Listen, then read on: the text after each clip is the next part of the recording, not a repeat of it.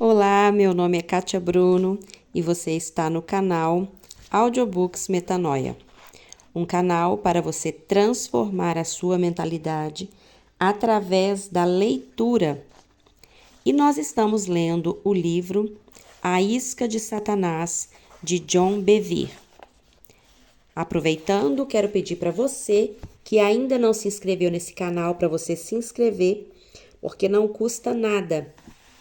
E aqui você vai aprender cada dia mais a transformar a sua mentalidade, a adquirir conhecimento, e isso vai transformar a sua vida na totalidade. Então, não custa nada você se inscrever, compartilhar esse áudio, deixar aí o seu comentário e, claro, deixar também o seu joinha. Vamos então ler o livro A Isca de Satanás. Hoje nós estamos no capítulo 6. Fugindo da realidade. Aprendem sempre e jamais podem chegar ao conhecimento da verdade. 2 Timóteo capítulo 3, versículo 7. Geralmente as pessoas me perguntam: quando devemos deixar uma igreja ou uma equipe ministerial? Até que ponto as coisas precisam chegar? Respondo: quem foi que o enviou para a igreja onde você congrega hoje? Na maioria das vezes, elas respondem: foi Deus quem me enviou. Se Deus o enviou, respondo: não saia até que Deus o libere. Se o Senhor está em silêncio, em geral ele está dizendo: não mude nada, não saia, fique onde eu o coloquei. Quando Deus o instruir a sair, você sairá em paz, independentemente da situação do ministério. Isaías 55, versículo 12 diz: em paz sairei com alegria, e em paz sereis guiado. Portanto, a sua partida não deve se basear nas atitudes ou no comportamento dos outros, mas sim na direção do Espírito Santo.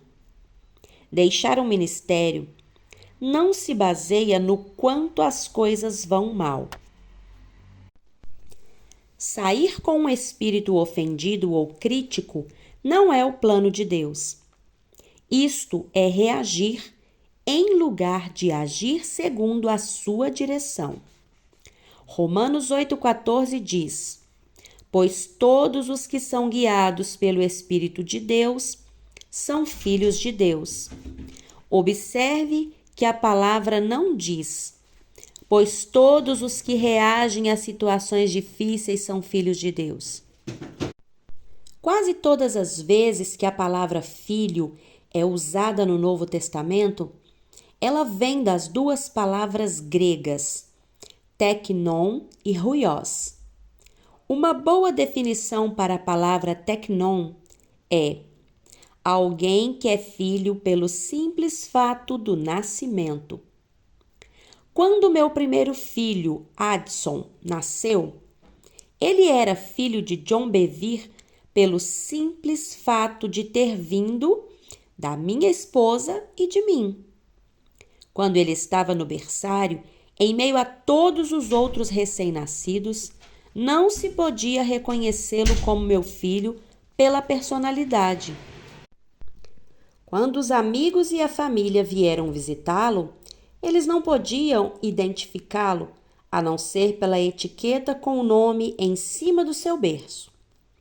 Ele não possuía nada que o diferenciasse. Addison seria considerado um teknon de John e Lisa Bevere. Encontramos a palavra teknon usada em Romanos 8, 15 e 16. Ali lemos que porque recebemos o Espírito de adoção, o próprio Espírito testifica com o nosso Espírito que somos filhos de Deus. Teknon. Quando uma pessoa recebe Jesus Cristo como Senhor, ele é um filho de Deus pelo fato da experiência do novo nascimento. Ver João 1, versículo 12. A outra palavra grega traduzida como filhos no Novo Testamento é huios. Ela é usada muitas vezes no Novo Testamento para descrever alguém que pode ser identificado como filho, porque exibe o caráter ou as características de seus pais. À medida que meu filho Adson cresceu, ele começou a se parecer com seu pai e a agir como ele.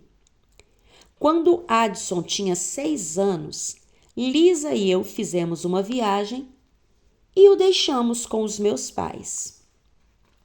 Minha mãe disse à minha esposa que Adson era quase uma cópia carbono de seu papai. A personalidade era como a minha quando eu tinha a sua idade. À medida que ele foi crescendo, tornou-se mais semelhante a seu pai. Agora, ele pode ser reconhecido como filho de John Bevere, não somente pelo fato do seu nascimento, mas também pelas características e por uma personalidade que se assemelha à de seu pai. Então, para simplificar, a palavra grega teknon significa bebês ou filhos imaturos. E a palavra grega huios é usada com mais frequência para descrever filhos maduros. Voltando ao livro de Romanos, capítulo 8, versículo 14, lemos o seguinte: pois todos os que são guiados pelo Espírito de Deus são filhos, huios, de Deus. Podemos ver claramente que são os filhos maduros que são guiados pelo Espírito de Deus. É menos provável que os cristãos imaturos sigam a direção do Espírito Santo. Eles frequentemente reagem ou respondem emocionalmente ou intelectualmente às circunstâncias que enfrentam.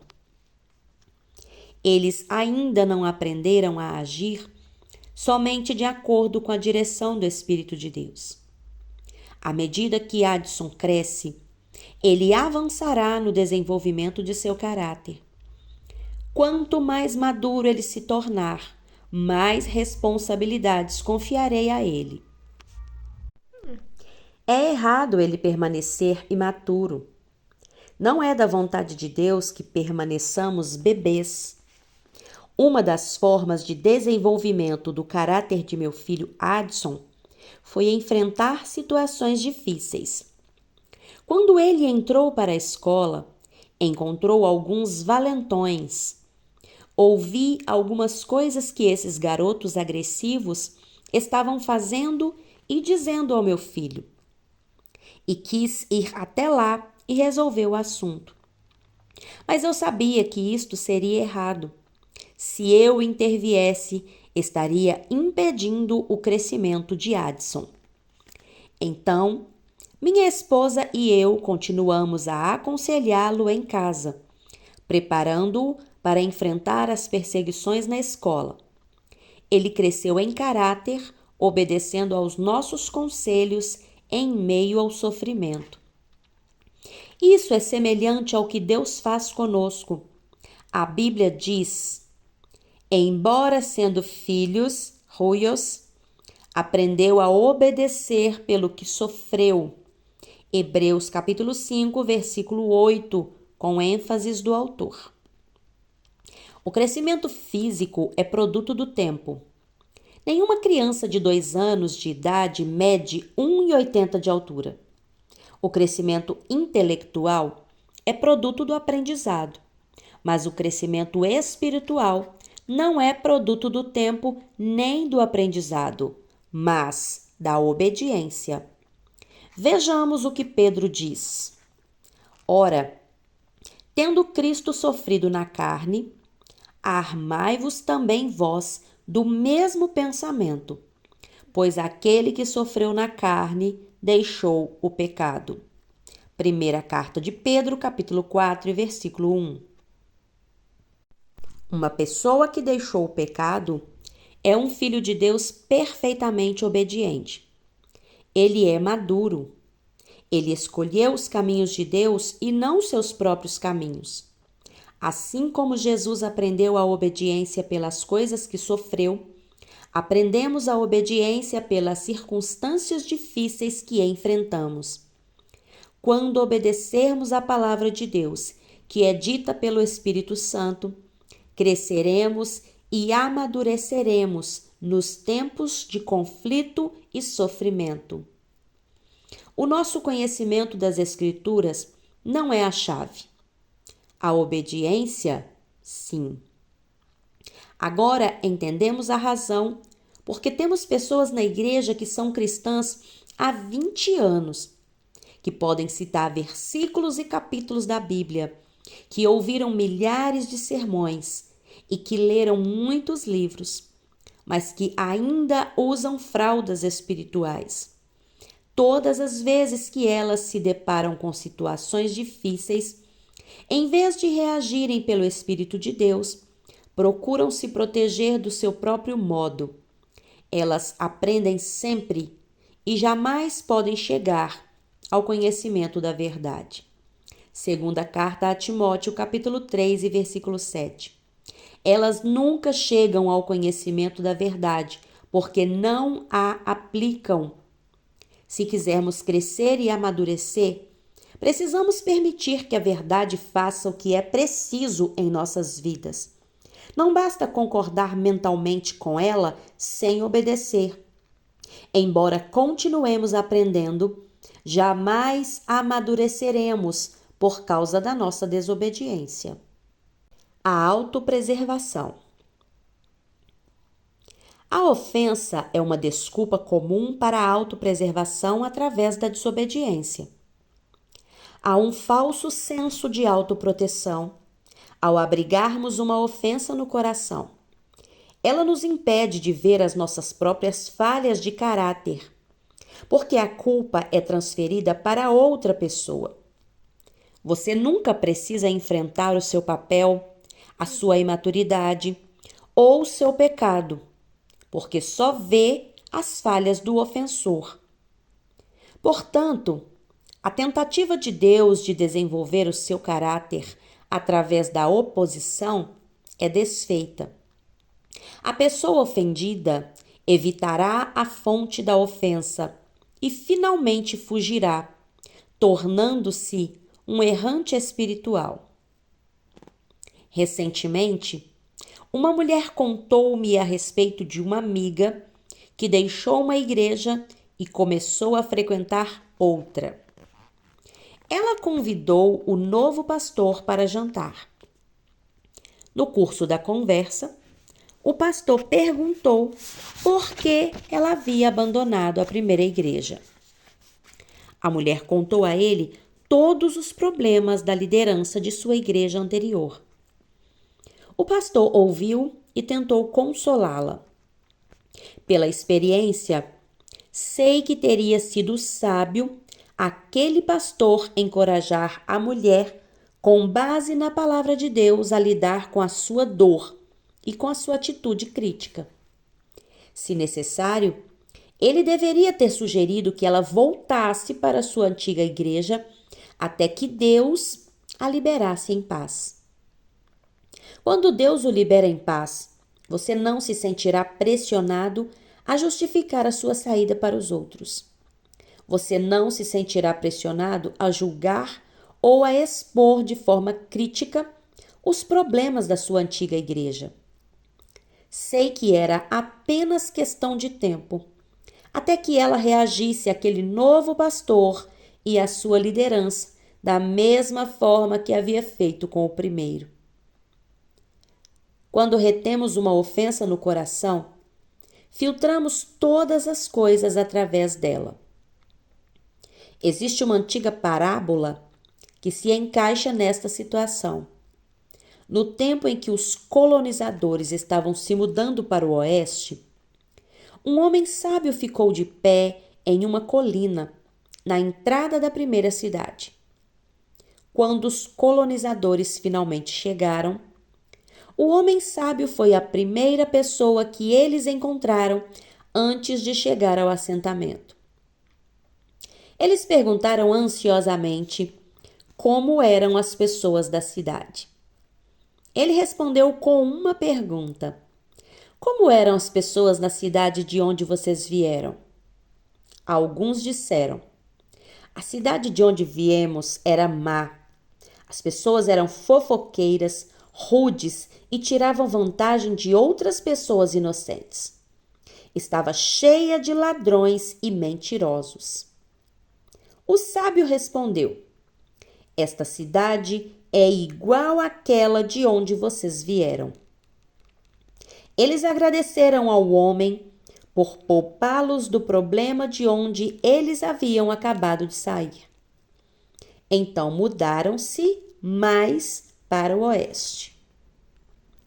Então outro grupo de colonizadores chegou e fez a mesma pergunta: como é esta cidade?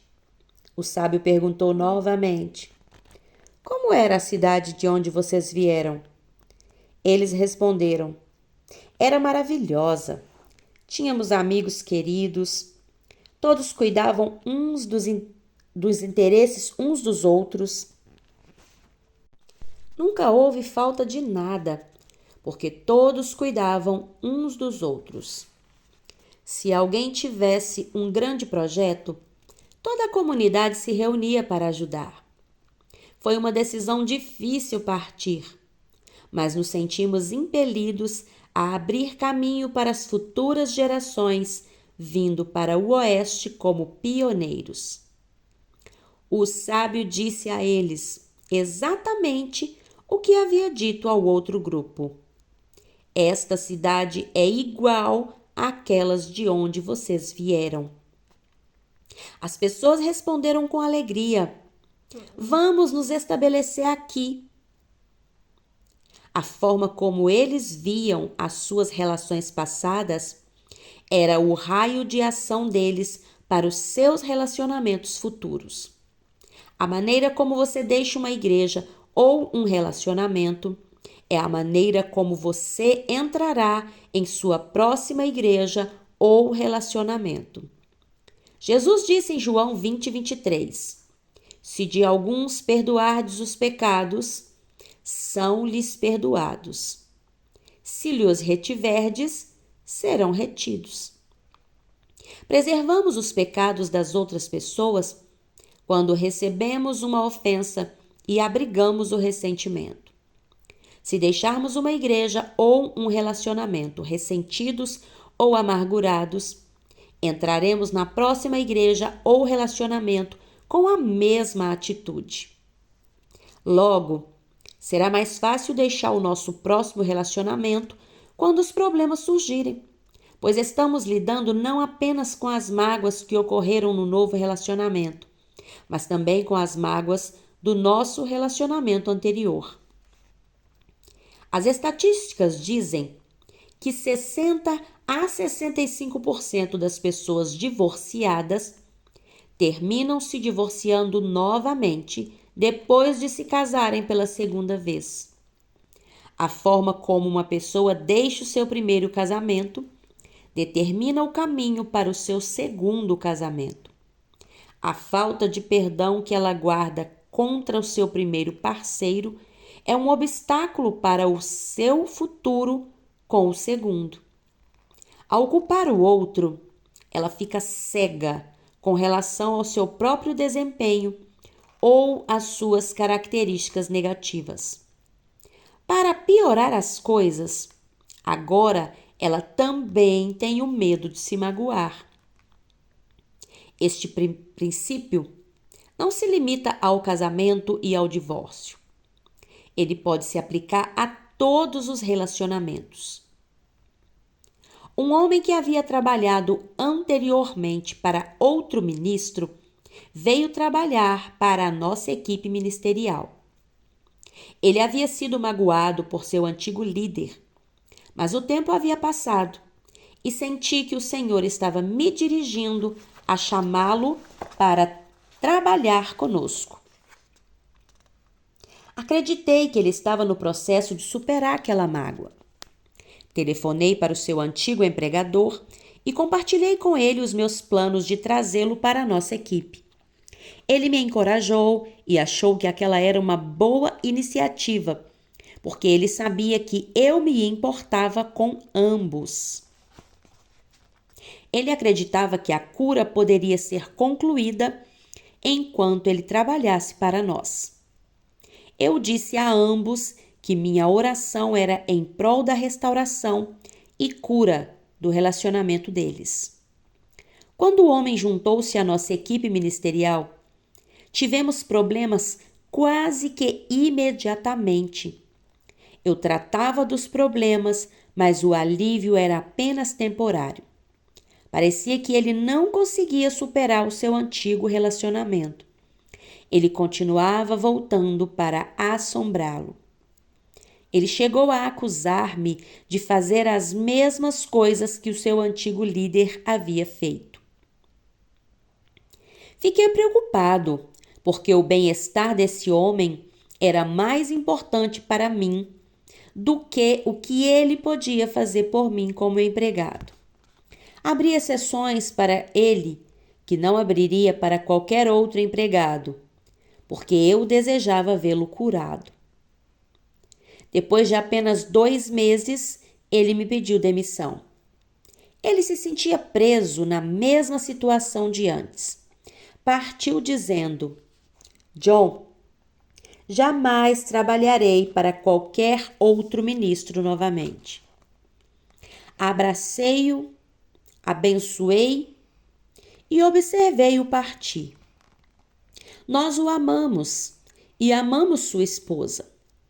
O triste fato é que há um forte chamado sobre sua vida exatamente para aquilo que ele abandonou. Embora isso não signifique que ele não venha a ter êxito em outras áreas. Fiquei perturbado depois que ele partiu. Então busquei o Senhor. Por que ele partiu tão depressa quando ambos achávamos que tudo parecia estar tão certo? Algumas semanas depois, o Senhor usou um sábio pastor amigo meu para responder a esta pergunta. Ele disse: muitas vezes Deus permite que as pessoas fujam das situações que Ele deseja que elas enfrentem, se elas estiverem determinadas a fugir delas em seu coração. Então ele relatou a história de Elias, que fugiu de Jezabel. Veja em 1 Reis, capítulos 18 e 19. Elias havia acabado de executar os profetas de Baal e de Aserá.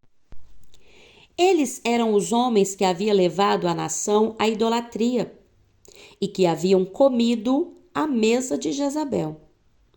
Quando Jezabel ouviu isto, ela ameaçou matar Elias dentro de 24 horas. Deus queria que Elias a confrontasse, mas em vez disso, ele fugiu. Ele estava tão desanimado que orou pedindo para morrer. Ele não estava em condições de cumprir sua tarefa. Deus enviou um anjo para alimentá-lo com 2 bolos e permitiu que ele fugisse por 40 dias e 40 noites até o Monte Horebe.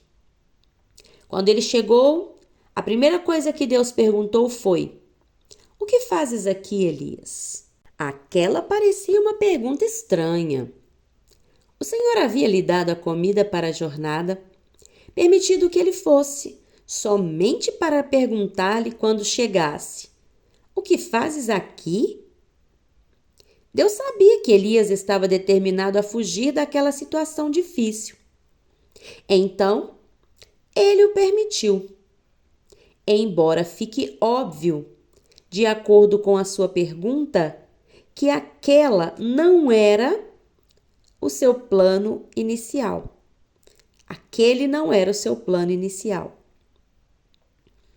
Então ele disse a Elias: "Vai volta ao teu caminho para o deserto de Damasco e, chegando lá, a Jeú, filho de Nimsi, ungirás rei sobre Israel.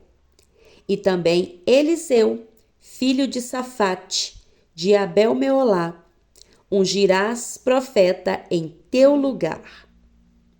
Primeiro livro dos Reis, capítulo 19, versículos 15 e 16.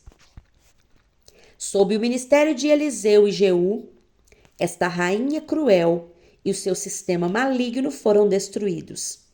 Segundo o livro dos Reis, capítulo 9 e 10. Esta atribuição não foi concluída por Elias, mas pelos sucessores que Deus o mandou ungir em seu lugar. O pastor me disse: se estivermos tão determinados em nosso coração a não enfrentarmos situações difíceis, Deus realmente nos liberará, embora esta não seja a sua perfeita vontade. Mais tarde, lembrei-me de um incidente em Números capítulo 22, que ilustra este mesmo ponto. Balaão queria amaldiçoar Israel, porque receberia grandes recompensas se o fizesse. Ele perguntou ao Senhor da primeira vez se poderia ir, e Deus lhe mostrou que sua vontade era que Balaão não fosse. Quando os príncipes de Moabe retornaram com mais dinheiro e honras, Balaão foi buscar a Deus novamente. É ridículo pensar que Deus mudaria de ideia agora, porque havia mais dinheiro e mais honras para Balaão envolvidos. Mas dessa vez, Deus lhe disse para ir com eles. Ora, por que Deus mudou de ideia? A resposta é que Deus não mudou de ideia. Balaão estava tão determinado a ir que Deus deixou-o ir. Foi por isso que sua ira levantou-se contra Balaão quando ele foi. Podemos amolar o Senhor com relação a alguma coisa quanto à qual ele já nos mostrou qual é sua vontade. Então, ele permitirá que façamos o que queremos, mesmo quando isto for contra o seu plano original, mesmo quando não for para o nosso bem. Em geral, o plano de Deus faz com que enfrentemos sofrimentos e atitudes que não queremos enfrentar. Mas fugimos exatamente daquilo que fortalecerá as nossas vidas. Recusar-se a lidar com uma ofensa não nos livrará do problema. Apenas teremos um alívio temporário. A raiz do problema permanece intocada. A experiência com o jovem que empreguei também me ensinou uma lição sobre as ofensas e os relacionamentos. É impossível estabelecer um relacionamento saudável com uma pessoa que deixou outro relacionamento amarga e ofendida. É preciso que haja cura. Embora ele repetisse que havia perdoado seu antigo líder, a situação não havia sido esquecida. O amor esquece o mal e assim a esperança para o futuro. Se realmente superamos uma ofensa, estamos buscando ardentemente fazer a paz. Talvez o momento certo não seja imediatamente, mas em nosso coração procuraremos uma oportunidade de restauração. Um amigo muito sábio me disse mais tarde: gato escaldado tem medo de água fria. Quantas pessoas hoje têm medo da água fria que traz refrigério porque um dia se queimaram e não conseguem perdoar? Jesus deseja curar nossas feridas, mas geralmente não permitimos que Ele cure as nossas feridas, porque essa não é a estrada mais fácil para se percorrer. É o caminho da humildade e da autonegação que leva à cura e à maturidade espiritual. É a decisão de tornar o bem-estar de outra pessoa mais importante do que o nosso, mesmo quando essa pessoa lhe causou grande tristeza. O orgulho não pode andar por esse caminho. Somente aqueles que desejam a paz a ponto de correrem o risco de serem rejeitados. É uma trilha que leva à humilhação e à diminuição. É a estrada que leva à vida. O que aprendemos na presença de Deus não pode ser aprendido na presença dos homens.